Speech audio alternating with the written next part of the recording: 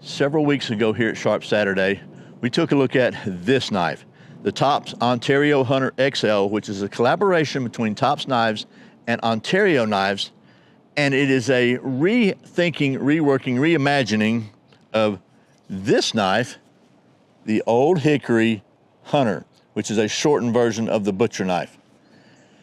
Many of the comments when I reviewed this knife were about this knife, so in today's Sharp Saturday video, I'm going to brave the mosquito-infested testing facility here at our worldwide headquarters, and we're just going to do a head-to-head comparison between this and this, the reimagined version and the original version. That's what's coming up next here on Survival on Purpose.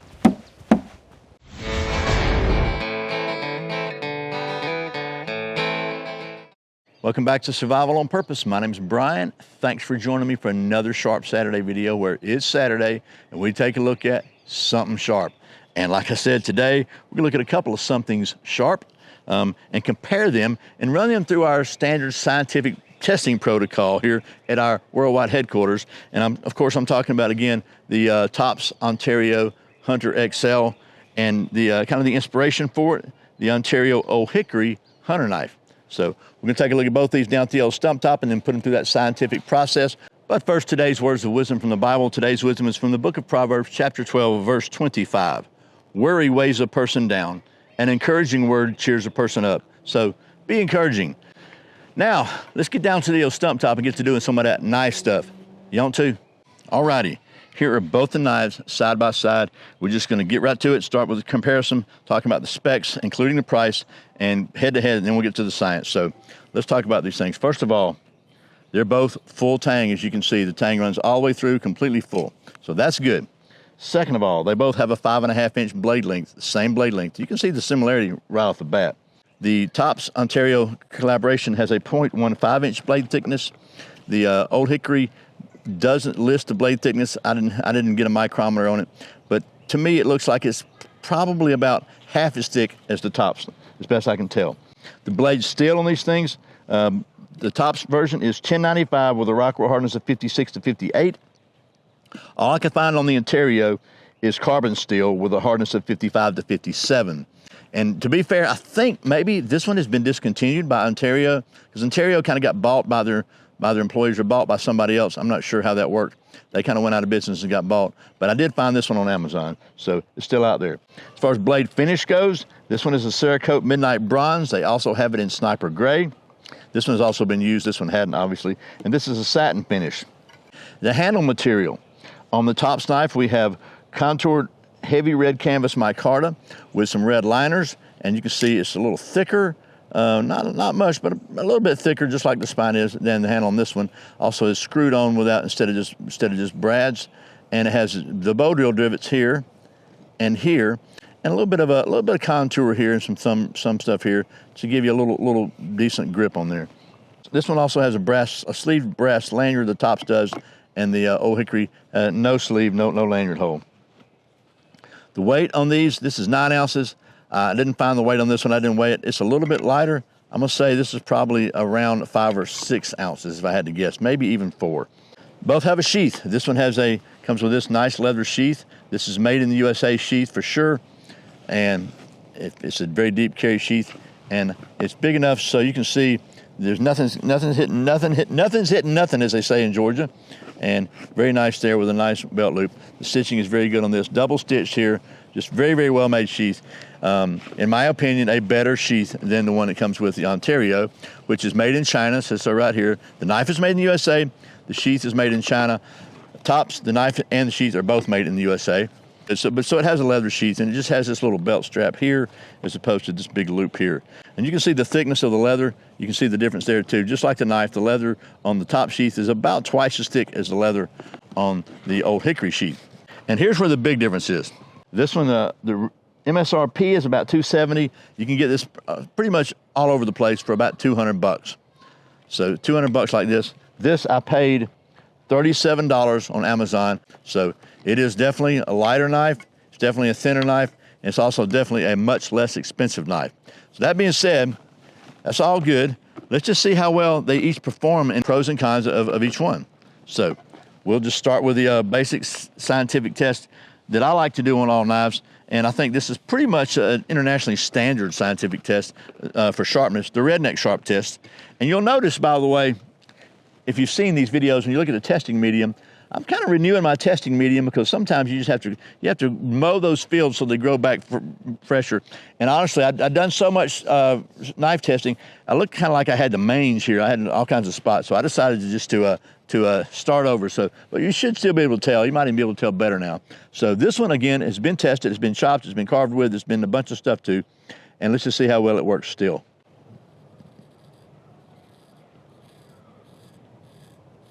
Okay, now it really looks like I got the mange because that's totally bare there. So redneck sharp, that one gets the redneck sharp. We'll try this one on the other testing medium.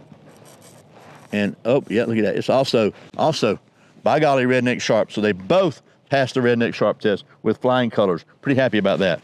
Now, what about batoning? Because I like to beat my knives through wood, as some people call it.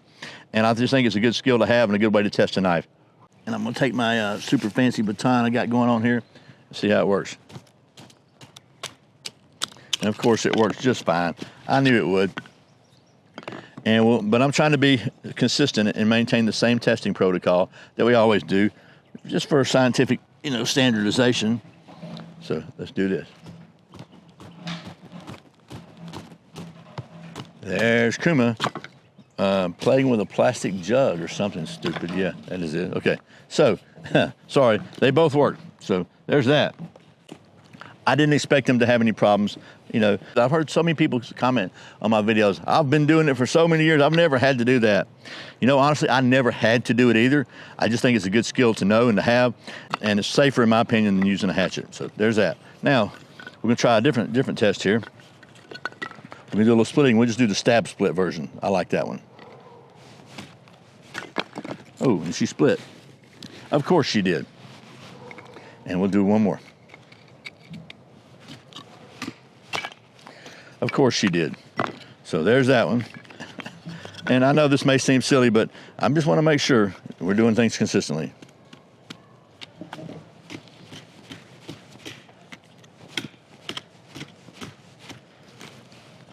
I think the tops version might do a little quicker at that, just simply because it's thicker. So it splits it out a lot quicker. But this one did fine too. Now that we got that, we're going to go to the next normal testing, and we're going to carve some of them to our curls, and we'll start with the tops and go from there. So I'm trying to find the centerpiece here, because that's one of the reasons for batoning is to get through some wood to get to the drier part on the inner side if it's been raining or whatever. And it was raining here the other day, so we're going to see if we can carve some feathers here.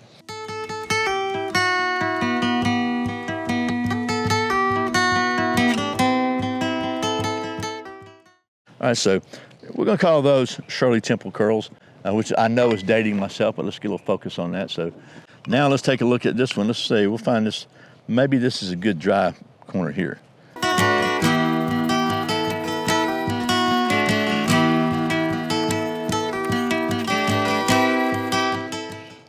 Okay, I think we'll call those Shirley Temple curls too. Again, they both perform very well. I can't ding either one of them for any of that.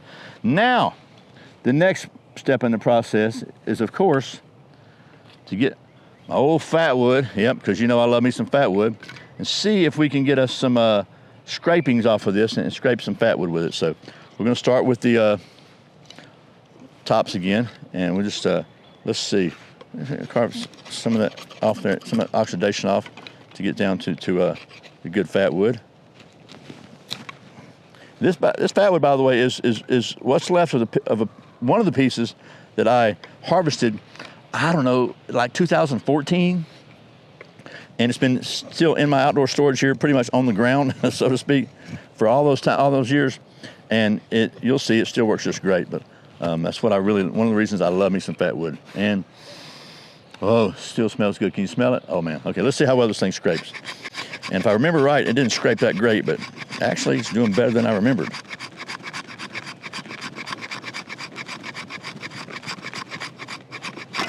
Oh, I'll pick that up in a minute.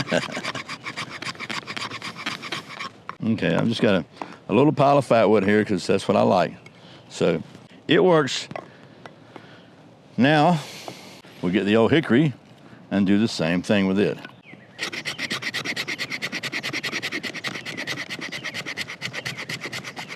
Okay, a little better there. All right, so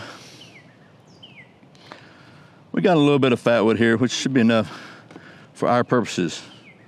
So my goal is going to be to try to, back in storage view, to use these little curls we made and see if we can get a, get a fire going.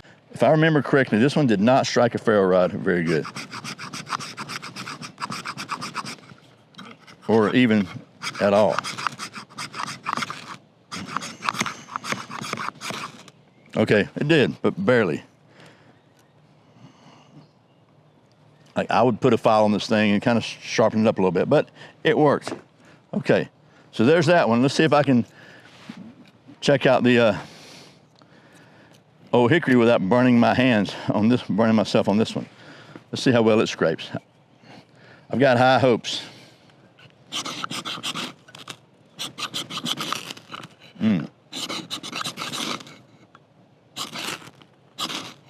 Yeah, baby. All right, so they both did fine with that test as well. You know what's coming next, though, don't you?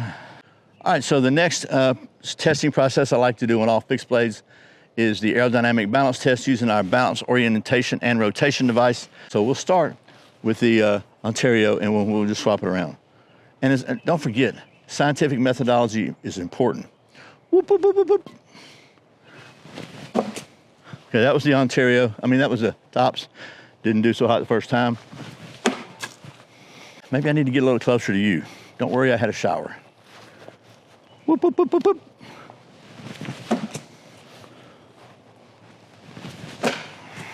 Heck, maybe even a little bit closer. How's this?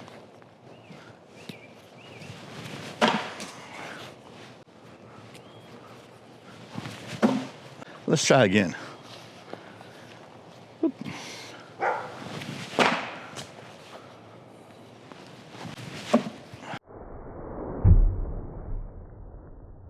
Bullseye. How many is that, 3 or 4? I don't remember. But I do know that so far I have not stuck the tops yet. Whoop, whoop, whoop. Ha-ha. Oh, baby. That one had a not so happy sound to it, but I think everything's okay, although so far I don't think those handle scales are moving. Let's try again with the tops.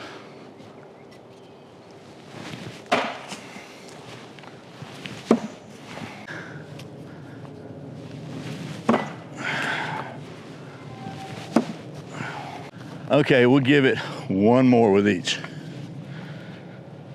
Whoop, whoop, whoop, whoop, whoop.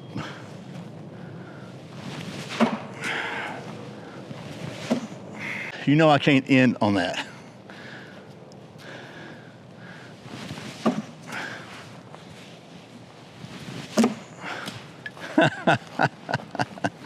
So both of them hit point first and didn't stick. Can't end on that either.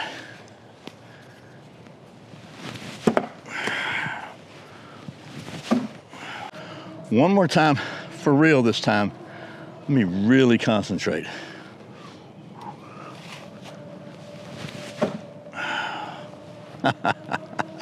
I'm gonna go for a double.